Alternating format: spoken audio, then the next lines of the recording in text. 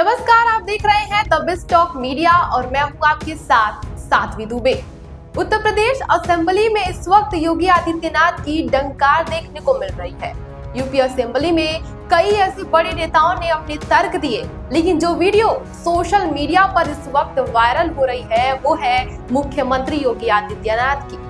चाहे माफियाओं पर जीरो टॉलरेंस की नीति की बात करनी हो या फिर पिछले पूर्ववर्ती सरकारों पर निशाना साधना हो, भ्रष्टाचार पर लगाम लगाने की बात हो या फिर उत्तर प्रदेश के विकास मॉडल की बात हो, योगी सरकार अपना हर एक पक्ष असेंबली में रखती हुई नजर आ रही है।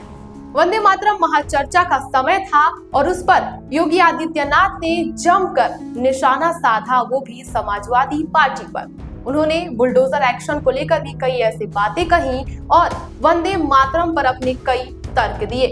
इस दौरान जो वीडियो सोशल मीडिया पर वायरल हो रही है वो वीडियो आप अपनी स्क्रीन पर देखिए। महोदय, 1857 का प्रथम स्वातंत्र समर एक साथ पूरे देश के अंदर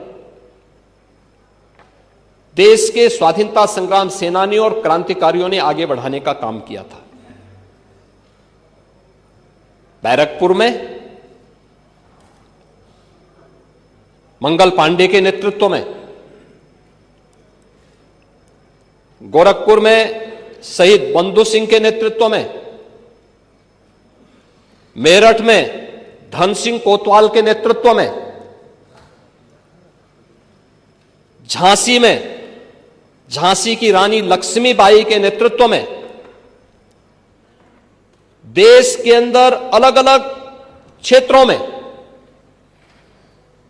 देश की स्वाधीनता के लिए भारत का हर वह अमर सेनानी जो भारत की स्वाधीनता का पक्षधर था वह लड़ने के लिए उत्सुक था।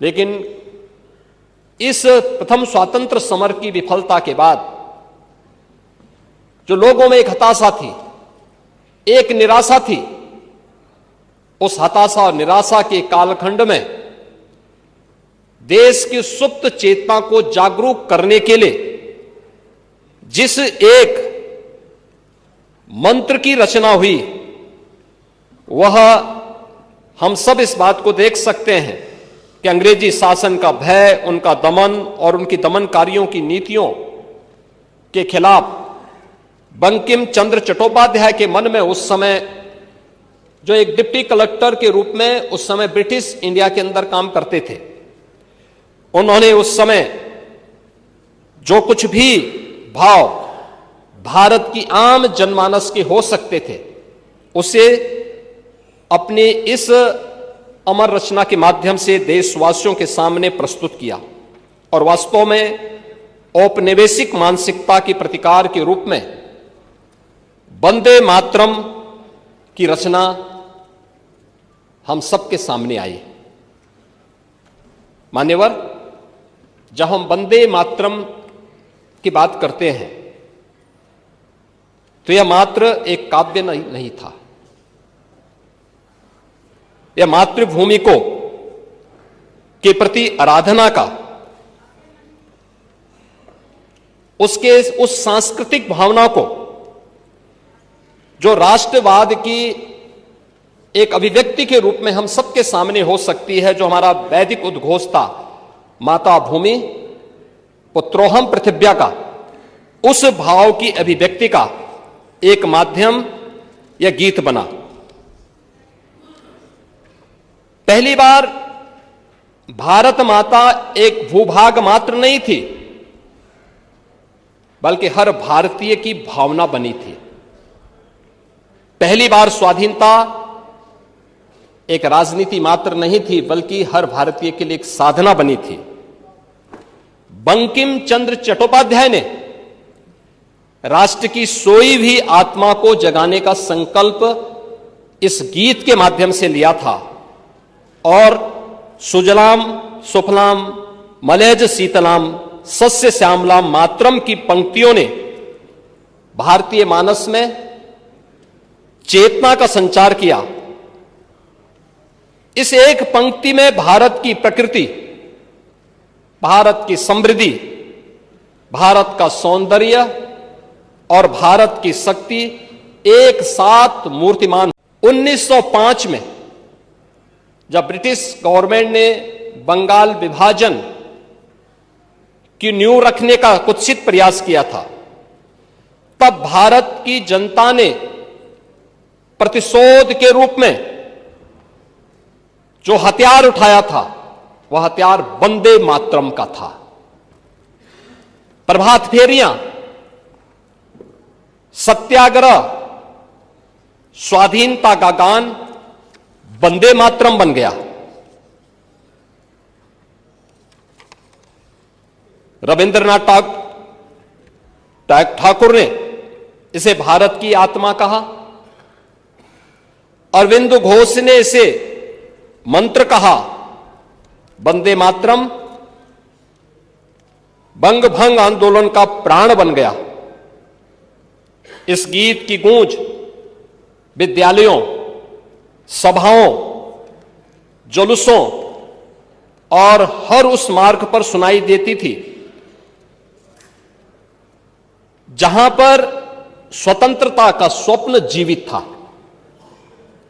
फांसी पर चढ़ते हुए क्रांतिकारियों के अधरों पर अंतिम उच्चारण था वंदे मातरम। गुरुदेव रविंद्रनाथ टैगोर ने जब इसे अपने स्वर में गाया तो यह केवल गीत नहीं रहा, बल्कि भारत की एक आध्यात्मिक अनुभूति बन गई। यह वही क्षण था जब वंदे मातरम काव्य से निकलकर आंदोलन और राष्ट्रभक्ति की ऊर्जा भी बन गया।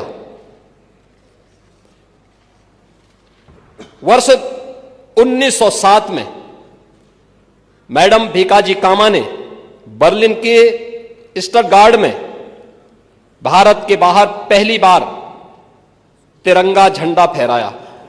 इस झंडे पर वंदे मातरम लिखा था। अगस्त 1909 में जब मदन लाल धीकरा को इंग्लैंड में फांसी दी गई, तो फांसी पर चढ़ने से पहले उनके आखिरी शब्द थे वंदे मातरम। 1909 में पेरिस में रहने वाले भारतीय देशभक्तों ने भी जिनेवा में वंदे मातरम नामक पत्रिका का प्रकाशन शुरू किया। अक्टूबर 1912 में गोपाल कृष्ण गोखले का केप टाउन में वंदे मातरम के नारों के साथ एक भव्य जुलूस के साथ भी स्वागत किया गया। और काकोरी के जो महानायक हैं पंडित राम प्रसाद बिस्मिल की जो प्रतिबंधित पुस्तक थी क्रांति गीतांजलि, इसमें पहला गीत मातृवंदना वंदे मातरम ही था।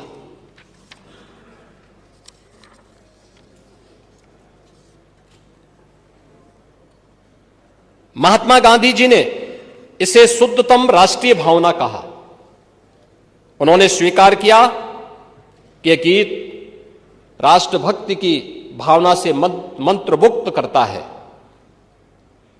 1905 में दक्षिण अफ्रीका से प्रकाशित अपनी पत्रिका इंडियन ओपिनियन में उन्होंने लिखा, यह हमारे राष्ट्र गीत के समान लगता है। यह 1905 की बात है। गुरुदेव रविंद्रनाथ ठाकुर ने कहा, यह मन को एक सूत्र में बांधता है।